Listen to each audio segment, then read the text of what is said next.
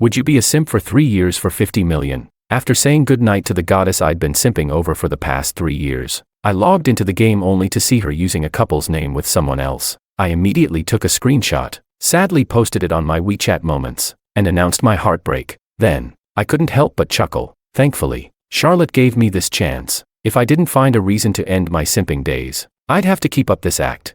Chapter 1. After replying to a few comforting messages, I heartbrokenly put my phone away. Then, I pulled out a suitcase and tossed in all the soft, romantic outfits Charlotte liked. After rummaging through my closet, I finally found my long-neglected clothes, the complete opposite of anything soft, exactly the look Charlotte hated to see on men. For these past few years, I'd played the part of the innocent college guy she liked, not only speaking to her gently but putting on a brave face whenever she was with other men, pretending not to care, only to be roped back in with her slightest hint. The perfect lovesick simp. After confirming the money had transferred to my other account, I happily grabbed my car keys and headed straight to the bar. Amidst the flashing lights and the crowd, I was just about to swap contacts with a girl I'd just met when I was bombarded with missed calls and texts. The most glaring one was Charlotte's message. She never messaged me first, so this was odd. She didn't say much, just asked where I was. I casually replied, "At home." "Why didn't you respond?" I couldn't see her, but I could feel the irritation in her words.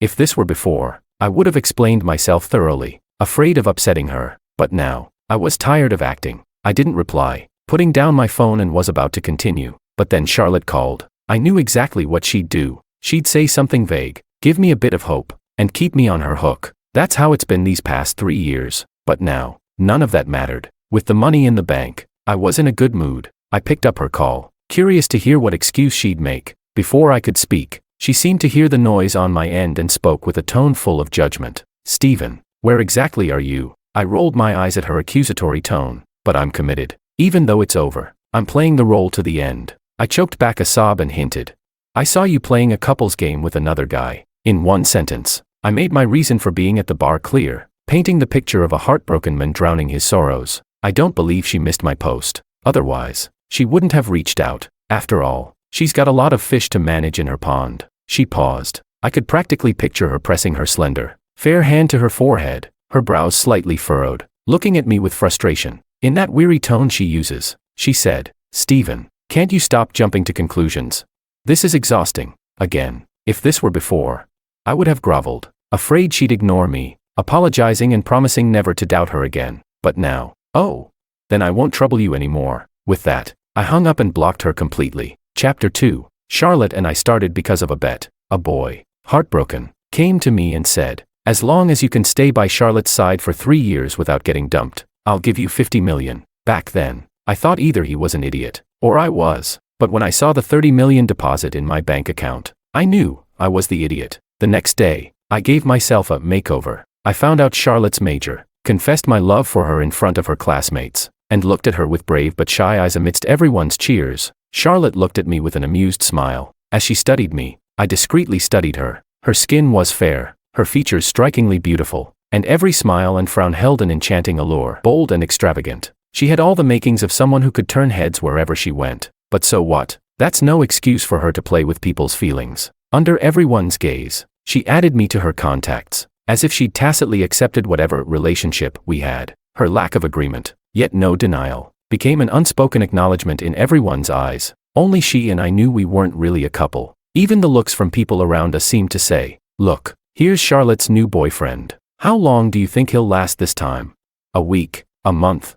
I didn't know how long others lasted, but I'm a dedicated simp through and through. I devoted myself to her for 3 years and learned a few things along the way. Chapter 3. Charlotte was a bit of a talent in her own way. Otherwise, she wouldn't have left so many men unable to move on, singing her praises even after a breakup. If you can ignore the various men around her, then with Charlotte, you'd have the perfect girlfriend. Just the right amount of flirtation, a touch of charm, sweetly considerate and, in private, bold and passionate. If she wanted to, she'd remember every word you said and surprise you in unexpected ways. Something those girls who demand, "I'm the girl, so you should spoil me," couldn't pull off. But to maintain my dedicated simp persona, I'd act a bit sad and disappointed whenever she was with other guys. It showed my affection for her. A little jealousy here and there added some spice, and listening to her sweet, coaxing words became my form of refreshment. Chapter 4. Since I no longer had to bend over backward for Charlotte, my schedule opened up. After taking a few days off from work, I spent 3 days lying around at home, completely relaxed. The next time I saw Charlotte was at a party. I don't know how one of my friends, who had nothing to do with Charlotte, suddenly became her friend. The gathering, which was initially just my college friends, somehow turned into a reunion of people we both knew from university. Charlotte barely spared me a glance, sipping her drink in silence. When the party ended, everyone seemed to have a silent agreement that I'd handle aftercare for her. That's when I realized I'd been set up, but I wasn't buying it. I didn't look at her once, got up, and left. Everyone there, including those leaving, looked at me in disbelief. "Steven, aren't you going to take care of Charlotte?" In the past, I'd have begged for the chance to do this, but now, I'm no fool. I shot a glance at the one who asked and replied, "Take care of her. Does she not have a home or hands of her own?" The person looked at me, speechless, glancing back and forth between Charlotte and me. The atmosphere turned tense. Then, half drunk, Charlotte woke up, calling my name softly. "Steven, wait, I have something to say to you." Naturally, I agreed, curious to know what exactly she had up her sleeve. After everyone left, she lifted her gaze to me. Her eyes were misty, carrying a hint of hurt. Her voice was tinged with that softness that comes from being a bit tipsy as she gently asked, "Steven, are you really leaving me?"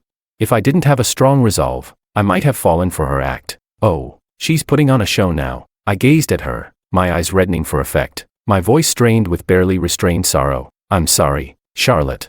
I just can't stop myself from overthinking. The only way to make it stop is to leave you." We stared at each other, a seemingly endless exchange of emotion. After going back and forth a bit, we finally agreed I'd call her a ride and we'd part ways for good. Just as I was finally about to wrap up this scene, the driver called. But then Charlotte said something that killed any desire I had to keep up the act. She leaned against the leather sofa, looking up at me with a slight smirk. "Steven, is 50 million really worth it?"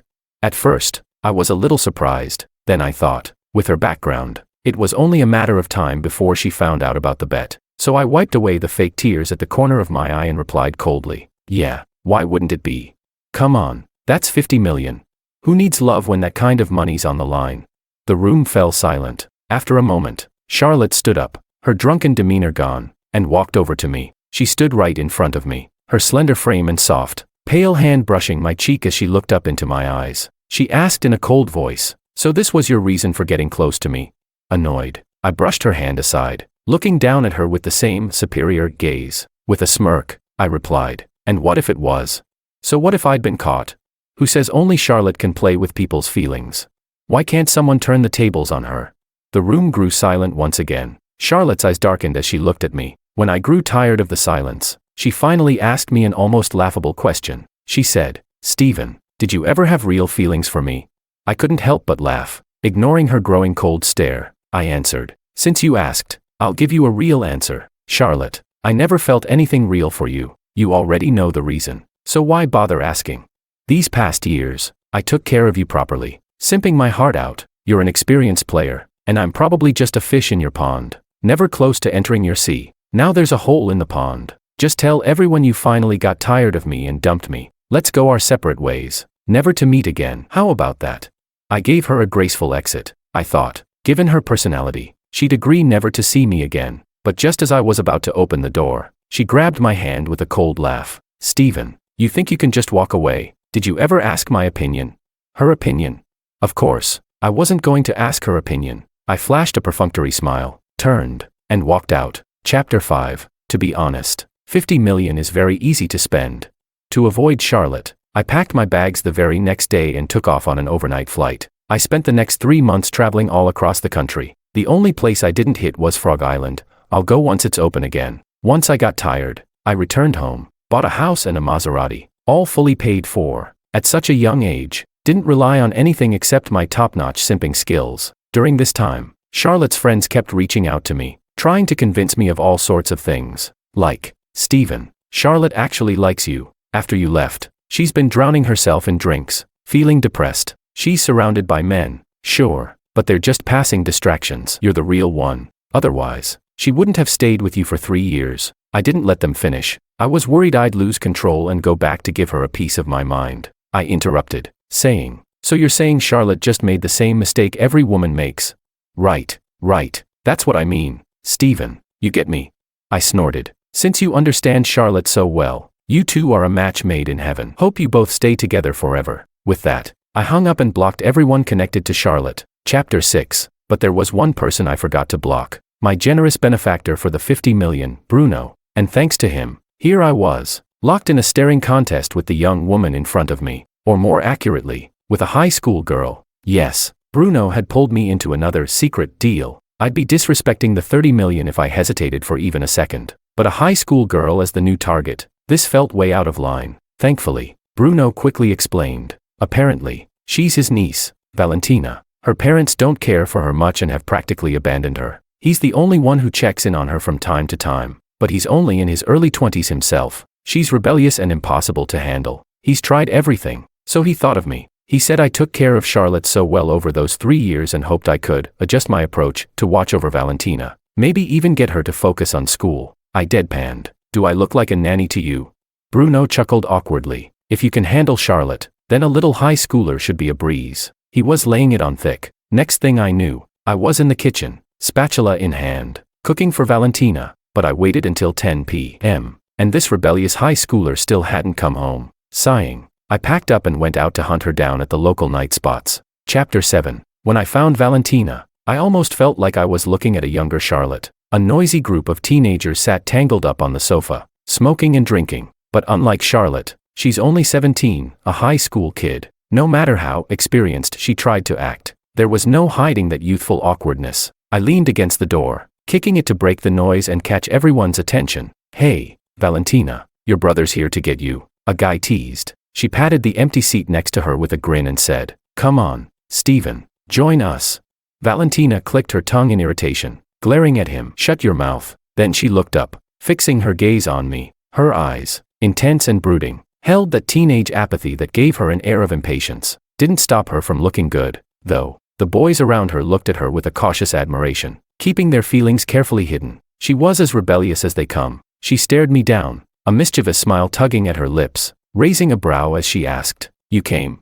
How was I supposed to respond?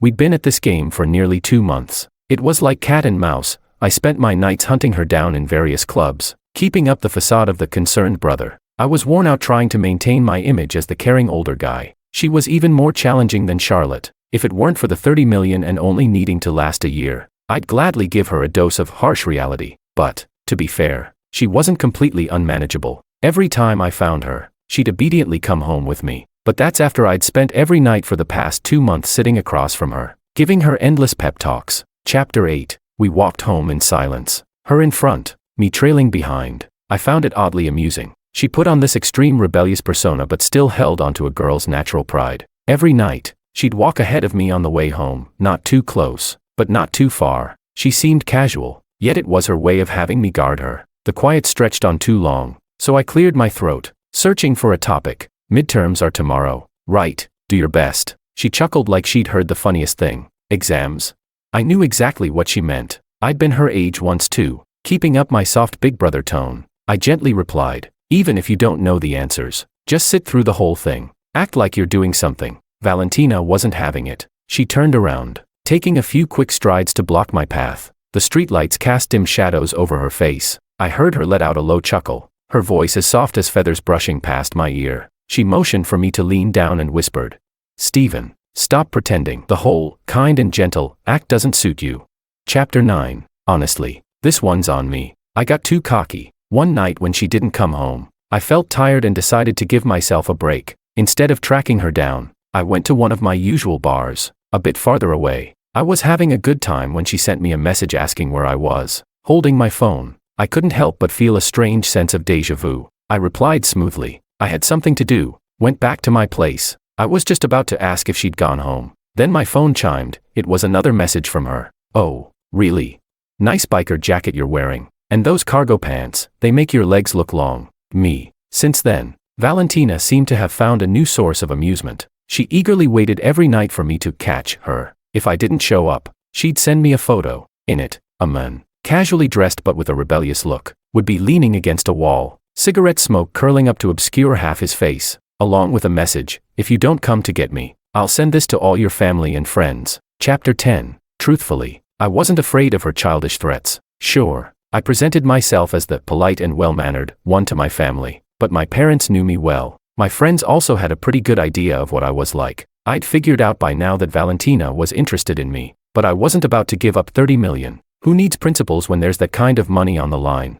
Even if she was a high schooler, I doubted she was some innocent soul. It was probably just a temporary attraction, and I'd never been one to play the hero. As long as she didn't say it outright, I was happy to keep this mutual understanding between us. If it came to it, I could play the same role as I did with Charlotte, be her simp. Once the time's up, find an excuse, take the money, and walk away. So we continued this unspoken agreement, living under the same roof. But compared to Charlotte, Valentina was more sincere. She was like a loyal puppy, bold and unruly on the outside, rough around the edges, but deep down, she'd do anything I asked. In some ways, it felt like she was taking care of me, not the other way around. It almost made my conscience flare up a bit about the 30 million, but hey, what's love compared to money?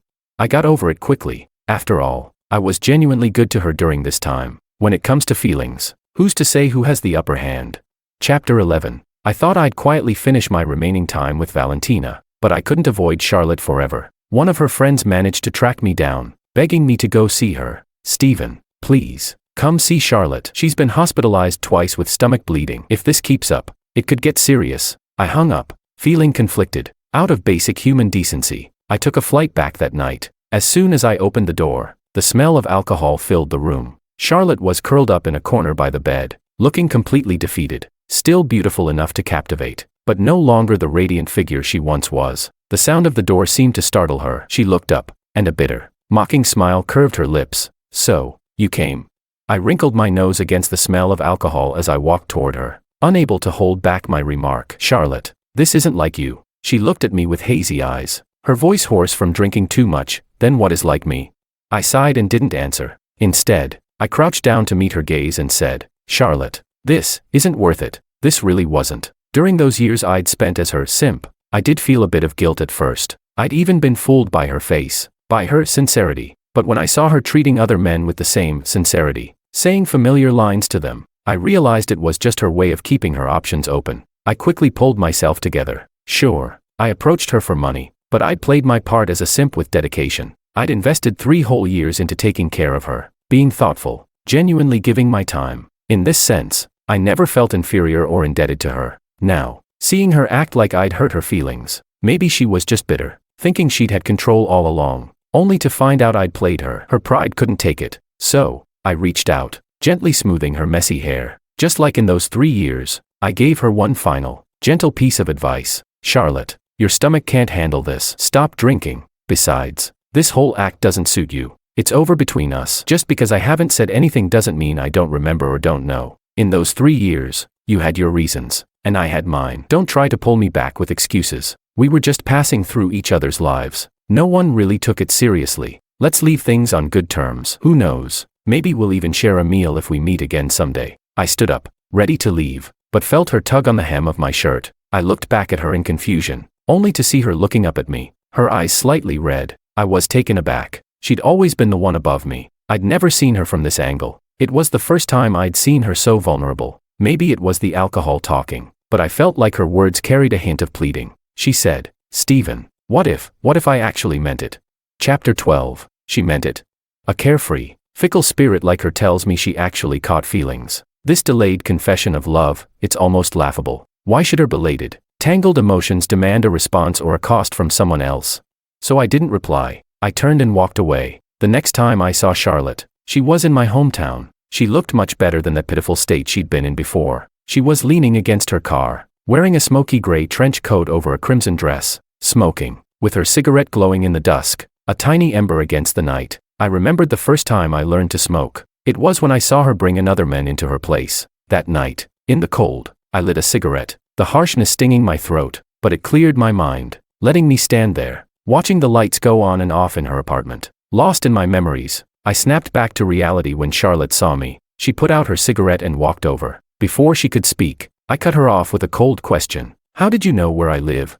This house was bought with that 50 million. Only my parents knew about it. She looked at me with those affectionate eyes, like I was some precious treasure in her hands. Her lips parted, avoiding the question. Steven, I missed you. Ignoring her small talk, I kept my tone sharp. Why are you here? My words must have seemed distant, because she gave me a tense smile. Steven, Can we find somewhere to talk? Talk? Of course. Sorry, I'm busy. If there's nothing else, I'll be going. I didn't have time to waste on her. Valentina was waiting for me at home for dinner. I turned to leave, but Charlotte grabbed my arm. Annoyed, I snapped. Charlotte, what exactly do you want? She squinted, studying me. Where are you going? Let me drive you. We can talk in the car. It won't take up your time. Unable to shake her off, and not wanting to cause a scene, I relented. People passing by had already started whispering, watching us in our little tug-of-war. So I got in her car. Once inside, the atmosphere turned awkwardly tense. Finally, I broke the silence. What do you want to talk about? She kept her eyes on the road, her hands delicately wrapped around the steering wheel, pale and smooth as jade. For a long time, she didn't speak. Just as I thought we'd drive in silence, I heard her voice, probing but cautious. Stephen, if there hadn't been that 50 million, would you still have approached me? I paused, then sighed, rubbing my temples in exhaustion, wondering what she was getting at, but I still answered honestly. Charlotte, without that 50 million, I don't think we'd have crossed paths in this lifetime. I don't understand why you're here looking for me. If it's about your pride, then I apologize. You were only ever a mark to me, and you've met men like me before. I even cleaned up after one of them for you a couple of years ago. You've never lacked men, or simps like me, though I'll admit, I was a rather good one, perfectly humble. For 3 years, I was good to you. You should know that yourself. Our motives were just different. You're not usually so petty. So why come and disturb me after all this time? I went on for quite a while, until my throat was dry, feeling I'd made my point clear, but my little speech didn't seem to affect her at all. She stopped the car at a red light, turning to look at me with a rare seriousness in her gaze. Those eyes I once liked were filled with genuine emotion. She said to me, Stephen, it's not about pride. It's that I've fallen for you. I can't live without you anymore. I know I was wrong before, but I'm not letting you go. I laughed dryly, speechless. What is this? The player returns. Love wins. But I'm no fool. Why would I want her overdue sincerity? She either ignored my silence or misunderstood it. I heard her continue. Stephen, this time I'll be the one chasing you. I'll make it up to you for what I owe. Chapter 13. Back home. I sat at the table, staring at the blocked contacts on my phone, lost in thought. Before I got out of her car, Charlotte had asked me to remove her from my block list. Naturally, I refused, but she just smiled and said, if I can't reach you, I'll just come find you at home. I know her well enough. She meant it. She'd really show up. I was contemplating this when I felt Valentina lean in from behind. What are you looking at? I jumped slightly, but quickly composed myself, setting the phone down and smiling at her. Nothing. Why'd you just get home? Where'd you go messing around this time? Valentina ignored my teasing. She looked down, her gaze steady and quiet, and asked an unexpected question. That sick friend you went back to the city to check on, how are they doing now?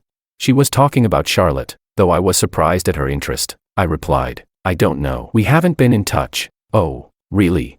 Her tone made me uncomfortable, so I couldn't help but ask, why are you being so passive-aggressive? She laughed a little. Nothing. Then she leaned down, wrapped her arms around my waist from behind, and murmured into my neck, I just missed you. I chuckled, turning to look at her. That's when I noticed she'd changed her look. She'd trimmed her hair, no longer covering her brows. Her forehead and striking brows were fully visible, making her face even more captivating. She wore a white shirt, loosely buttoned. From my angle, I could catch a glimpse of bare skin, strikingly pale. I raised an eyebrow, amused. What's this? I filled my voice with playful sarcasm, but she didn't seem to mind. Instead, her dark eyes sparkled, hints of unspoken mischief glinting in them. Stephen, after tonight, I'll be an adult. Her focused gaze caught me off guard, and I didn't even realize when she got so close. I missed the chance to pull back, or, more accurately, I had no intention of resisting. I let her kiss me. In the haze of it all, a fleeting thought crossed my mind. Oh, so today's her birthday. Well then, let's consider this a birthday present. Chapter 14. I didn't remove Charlotte from my block list. First, because there was no need. Second, because I couldn't let her use that as leverage over me. At first, she tried calling me from different numbers. I ignored them all. Then, she started sending texts. I didn't respond. This went on for a while, and just when I thought she'd given up, she showed up at my door. When I opened the door and saw her, I was genuinely surprised. I hadn't expected her to be so persistent. She leaned against the doorframe, one hand blocking me from closing the door and the other clutching her stomach. With a pitiful look, she said, Stephen, it hurts. Great. She'd driven herself to the point of getting sick again. Luckily, Valentina wasn't home today. Otherwise, I could already imagine the headache of them running into each other. I took her to the hospital, got her settled, and sat in the chair by her bed with a sigh. Charlotte looked at me, a slight smile on her lips. Stephen, do you remember that one time I got sick like this? You were so scared, you stayed with me for days. Even scared the poor hospital security guard when you finally lost your patience. She spoke gently, reminiscing about our past. But to me, it was just a story, with no emotional pull. I interrupted, saying, sorry, I forgot all about it. My words cut her off, and a look of hurt flashed across her face. She forced a weak smile. It's okay. From now on, we can. There is no from now on, Charlotte. I looked at her coldly, making my stance clear. There won't be a future for us. Stop saying and doing these pointless things. Whether she understood or accepted it, I wasn't sure. We didn't say much after that. When she finished her 4-drip, I stood up, ready to leave. Charlotte stopped me and asked, will you come back? I was about to answer when Valentina's voice message interrupted me. I answered, and her soft voice came through the speaker. Why aren't you home? Where'd you go?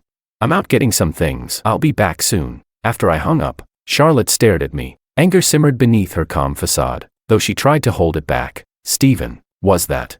I didn't let her finish, responding bluntly. Yes, it's exactly what you think. I didn't bother looking at her expression after that, because it didn't matter, and I didn't care. Chapter 15. When I got home, Valentina was already seated at the table, waiting for me. I noticed her expression seemed a little off and asked, what's wrong? She looked up at me, her tone flat. Who did you go see? Her passive-aggressive tone irritated me. After a long day, I didn't have the energy to spar with her, and I didn't feel like making up a story. So I said simply, you already know who. Valentina might be young, but she's no fool. In fact, because of her background, coming from a wealthy family where her parents didn't care for her, she's always been extra sensitive to others' emotions. Simply put, she's perceptive and not exactly innocent. That kiss the other night, she probably did it because she knew about Charlotte. She also knew about the $3 million arrangement with Bruno, even if she never mentioned it. So I knew this day would come, just didn't expect it so soon. Hearing my answer, Valentina put down her chopsticks and looked at me, her tone deceptively calm. It felt like the quiet before a storm. How much did my uncle offer you to be with her? I didn't hide it. 50 million. 50 million, she repeated, clenching her hands until her knuckles turned white. I continued eating, not sure what she was thinking. Maybe she was comparing why she was 30 million, while Charlotte was 50. Women, after all, have a natural urge to compare. So I shrugged and said, if this bothers you, if you can't get over it, I can leave now. I thought I was being considerate, but my words seemed to set something off. She looked up, her expression colder than ever. Still, she restrained herself, and, with that familiar playful tone, she said, Stephen, is that what you think of me? No matter what happens, your first thought is to leave? Faced with her question and her dark expression, I sighed. One problem solved, and here comes another. Guess you really shouldn't be too greedy. However much money you take, you'll pay for it with drama. I decided to be upfront with her. Valentina, you know exactly what our relationship is and where it's going. Otherwise, you wouldn't have held back all this time, right? She opened her mouth to explain, but I stopped her. And besides, I'm much older than you. You have your whole life ahead of you. I can't, and I won't, hold on to your youth while you grow up. Love and life aren't the same thing. We're too different. And let's not forget, you only wanted to mess around with me at first, right?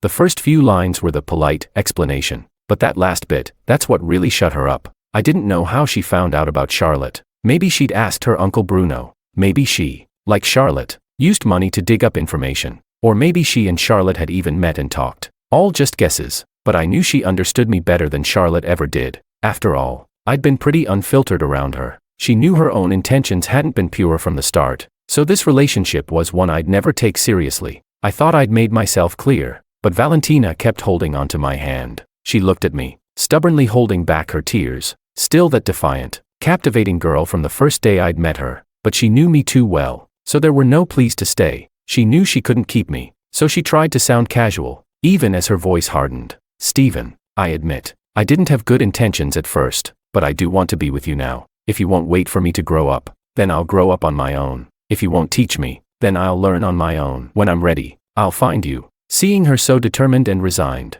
I couldn't help but ruffle her hair, replying, all right, but I won't be waiting for you. I won't wait for anyone. I hope you make it in time. I'd been burned before. I'd never wait for anyone again. She didn't respond to my cold words. The conversation ended on a sour note. In the end, I told Bruno I couldn't keep going with this arrangement, but I still took $1 million. After all, I'd convinced Valentina to calm down, promised she'd go to college. Truthfully, I couldn't say no to the money, no matter how guilty I felt. Chapter 16. I moved out of Valentina's place, with a fresh million in hand. I lived carefree for a while, until I ran into Charlotte again at my hotel. Turns out, money really is powerful. She must have found out I'd ended things with Valentina, but this time, she didn't try to intrude. Instead, she orchestrated various coincidences. Daily breakfasts delivered, flowers hanging on my door, planned outings without my input, and countless gifts and silent companionship. Even though I hadn't agreed to any of it, she'd stuck to her word. This time, she was the one pursuing me, paying back whatever she thought she owed.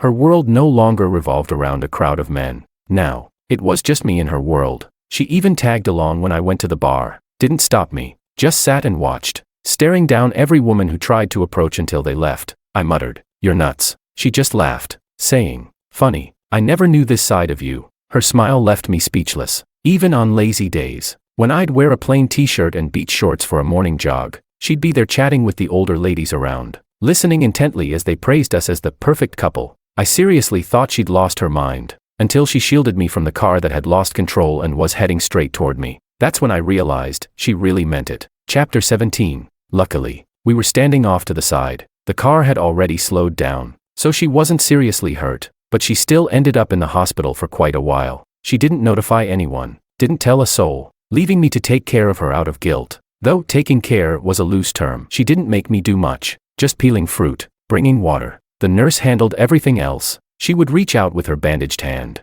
lightly touching my face, and say, "Stephen, I'm just glad you're okay. If something happened to you in front of me, I'd never forgive myself." As if she truly treasured me with all her heart, I pulled away from her hand, not replying. I didn't want to say anything harsh while she was lying there, injured, so I waited until she was discharged. She continued her slow, subtle approach, infiltrating my life like a frog slowly boiling in warm water. From my new coworkers to friends and family, every angle, she managed to charm them all. Everyone in my life ended up switching sides. They'd say, "Stephen, are your standards that high? You can't see how amazing your girlfriend is." It left me frustrated, couldn't yell, couldn't fight back. I could only treat her with a cold indifference. But over time, even I started to feel like she belonged there, right by my side. One day, after picking up her call out of habit, I sat there, calmly thinking for 2 minutes and realized how frightening it was. But thankfully, something happened that brought me back to my senses. One day, by her deliberate orchestration, I accidentally met her parents. She made a solemn vow in front of them. She said she truly loved me, that she felt guilty for what she'd done. She wanted to give me a happy life. She wanted to give me everything she had, and hoped they would accept it. She even took her parents and me to draw up a financial agreement, intending to transfer half of her assets to me before marriage. I stood to the side, saying nothing, just feeling a chill. Some people live in their own world for so long that they never consider anyone else's thoughts. Even if they're sincere, even if they're in love, treating you as a treasure. I could never trust someone like that. Chapter 18. I didn't want to say anything more to Charlotte. In her current state, words were meaningless. I left that very night. 3 days later, when the hotel doorbell rang, I thought Charlotte had come back, but when I opened the door, it was Valentina. She wore a long black dress, soaked from the rain, dripping all over. Surprised to see her, my first words were telling her to come in and take a hot shower so she wouldn't catch a cold. She walked in silently, cleaned herself up, and when I handed her a woman's bathrobe, her whole body went tense, suspicion radiating from her. Amused, I ruffled her hair. "What are you thinking? It's from the hotel. Can't you see the logo?" Finally, she accepted it, letting me towel dry her hair. She stayed silent the entire time. Only then did I realize how long it had been. She must have finished her college entrance exams. No wonder Charlotte had introduced me to her parents a few days ago. So that was her plan all along. To Charlotte, it seemed I was just some sort of trophy, something she could show off. Compared to others, how much true love anyone had used, they probably couldn't even tell. The atmosphere was heavy. To lighten things up, I tried joking with Valentina, but she didn't respond. Instead, her eyes followed my every move, as if she had something on her mind. I teased her. "What are you staring at?" "What? Am I a general off to battle, never to return?" She still didn't respond. Instead, uncharacteristically, she moved over, sitting on my lap and, almost forcefully, took my face in her hands and kissed me, just like last time. And again, I didn't push her away. Come to think of it, I've rarely refused her. After the kiss, she remained silent. She stared at me for a long while, then said, "Wait for me," and left, leaving me completely bewildered. Chapter 19. Not long after Valentina left, There was another knock at the door. I thought she had come back, ready with a joke, but the words died in my throat. Standing there was Charlotte, looking worn out and hurt. She looked like a patient who had lost all hope, slowly asking, "Stephen, is there nothing I could do to make you look at me again?"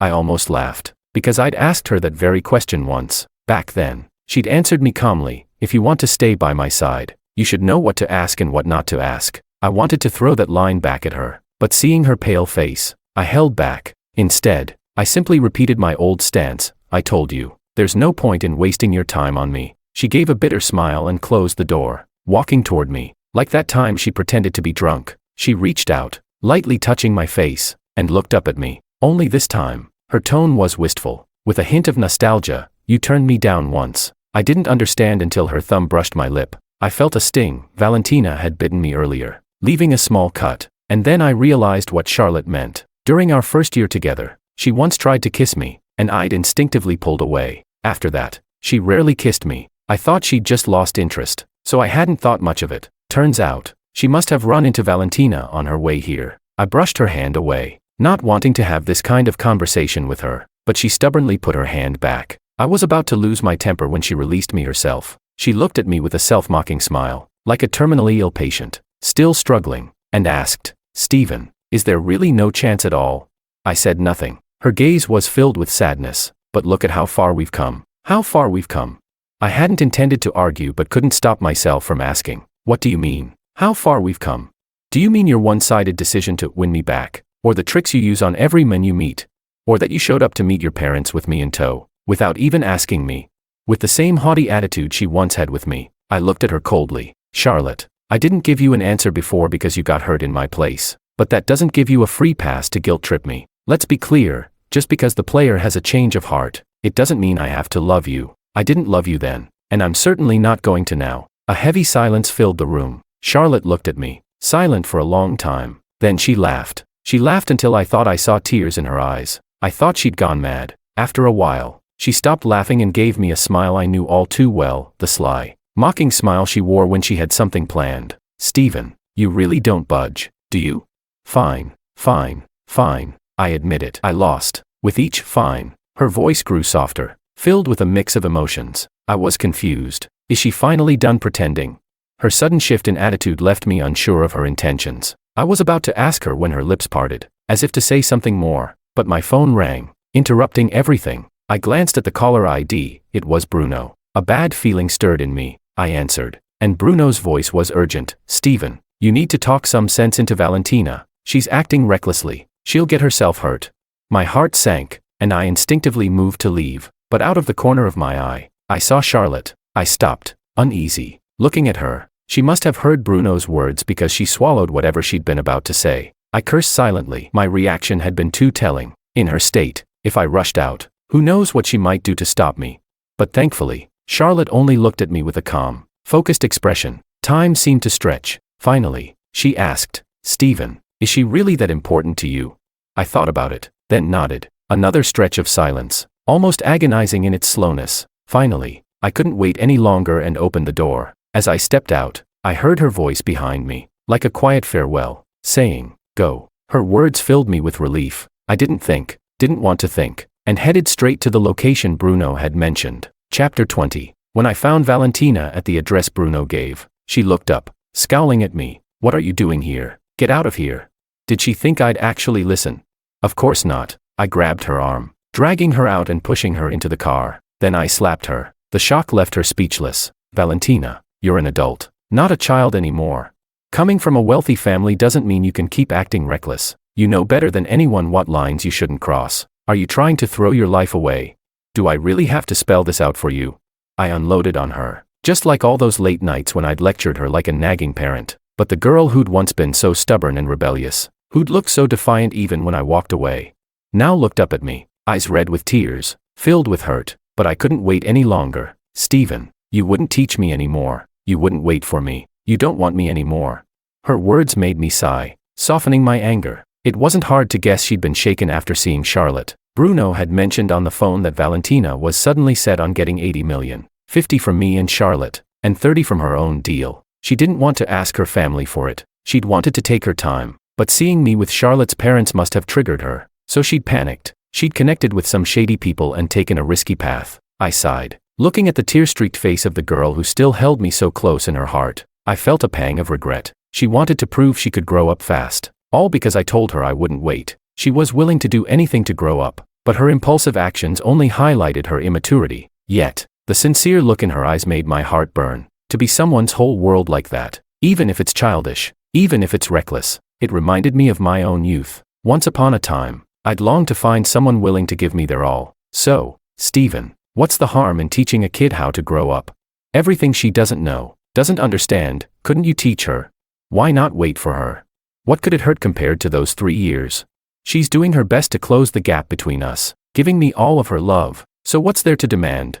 As if finally convincing myself, I leaned back into the seat, chuckling softly, and ruffled her hair. She looked up in shock as I reached over and pressed a kiss to her forehead, and I heard myself say, Valentina, I'll keep teaching you how to grow up. So, are you ready to keep learning? Her eyes widened in disbelief. What did you say? I smiled. I said, I'll wait for you to grow up. So, are you ready to face the world and keep that same heart? She looked at me, eyes bright and intense. Then, finally, she broke into a long-awaited smile, responding loud and clear, of course I am. Just wait, Stephen. I'll catch up to you soon. All right, then hurry up and grow. Catch up to my time and experience, and I'll give you all the love I have to give. Chapter 21. I moved back into Valentina's home. Despite her rebellious phase, she's never lost sight of what matters. Her grades were decent. After some consideration, we applied to a good enough college, and I became her study buddy. The next time I saw Charlotte was at my and Valentina's wedding. This girl was impatient. After graduating, she practically begged me to marry her, afraid I'd slip away. On the day of the wedding, Charlotte showed up alone. I'd heard she'd changed a lot over the years, thrown herself into work. Her old friends were long gone, and she no longer had those close male friends, but none of that concerned me. After the ceremony, she came over to us. I thought she wanted to talk to me, but she ended up pulling Valentina aside, whispering something I couldn't hear. When they returned, Valentina handed me a necklace. It was the same one I'd bought for Charlotte with my first savings. During my years of simping, compared to her lifestyle, it was nothing. But that day, Charlotte looked at me with a strange expression. Back then, I hadn't noticed. I was too focused on playing my role. Looking at the necklace, I shook my head, telling Valentina, throw it away, it doesn't mean anything. She hesitated, then set the necklace down on a nearby table. Taking her hand, I led her to our new home. Even though she's younger than me, we have a long life ahead, and I think it will be a happy one.